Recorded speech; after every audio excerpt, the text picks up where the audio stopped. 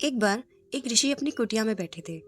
तभी उनको किसी की बचाओ बचाओ की आवाज सुनाई देती है। ऋषि तुरंत कुटी से बाहर निकलते हैं और देखते हैं कि एक छोटा सा चूहा रो रहा है। ऋषि ने पूछा, तुम क्यों रो रहे हो? तो चूहा बोला कि एक कौवा मुझे अपनी चोंच में दबाकर ले जा रहा था। जब उसने काव काव बोला तो मैं उसकी चोंच से नीचे गिर गया। भगवान का लाख लाख शुक्र है कि मेरी जान बच गई। ऋषि को उस चूहे पर बड़ी दया आई और उन्होंने सोचा कि क्यों ना मैं इसे एक बिल्ली बना दूं ताकि इसको कोई पक्षी परेशान न करे। ऋषि ने तुरंत मंत्र पढ़ा और चूहे से उसे बिल्ली बना दिया। चूहा बड़ा ही खुश हुआ। ऋषि कहते हैं कि जाओ, तुम्हें अब डरने की कोई जरूरत नहीं है। अब वो चूहे से बना बिल्ली उन ऋषि के साथ ही रहने लगा। एक दिन अचानक ऋषि की कुटी में एक कुत्ता आया और उस कुत्ते की नजर बिल्ली पर पड़ गई। कुत्ता तुरंत बिल्ली पर झपटा। बिल्ली चिल्लाई। ऋषि उस समय स्नान करके आ रहे थे। उन्होंने देखा कि एक कुत्ता बिल्ली को परेशान कर रहा है, तो उन्होंने तुरंत मंत्र पढ़ा और बिल्ली को कुत्ता बना दिया। वो कुत्ता बनकर बहुत खुश हुआ। उसकी खुशी का ठिकाना नहीं था। अब चूहे से बिल्ली बना, बिल्ली से कुत्ता बना। क्या तकदीर थी उसकी।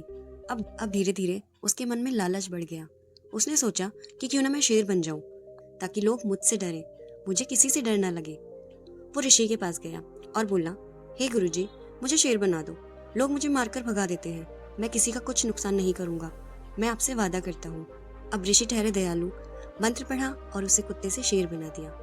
अब वो शेर बनकर अपने आप को बड़ा ही भाग्यशाली समझने लगा और लोगों को डराने लगा। एक दिन उसके मन में लालच आया कि क्यों ना इस ऋषि को ही मार दूं ताकि कोई ये नहीं जान पाए कि मैं पहले चूहा था और चूहे से बिल्ली बना, बिल्ली से कुत्ता बना और फिर कुत्ते से शेर बना। इसके बाद वो सही मौके का इंतजार करने लगा। एक दिन उसने देखा कि ऋषि पूजा में ध्यान लगाए हुए हैं, तो उसने तुरंत ऋषि पर आक्रमण किया। ऋषि को सब पता चल गया कि ये चूहा ही है। उन्होंने तुरंत मंत्र पढ़ा और उसे पहले वाली अवस्था में ला दिया, जिससे वो फिर से चूहा बन गया।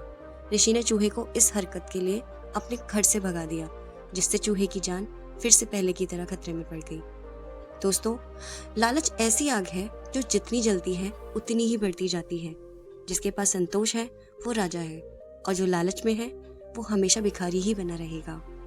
आज की ये छोटी सी कहानी आपको कैसी लगी, हमें कमेंट बॉक्स में जरूर शेयर कीजिएगा।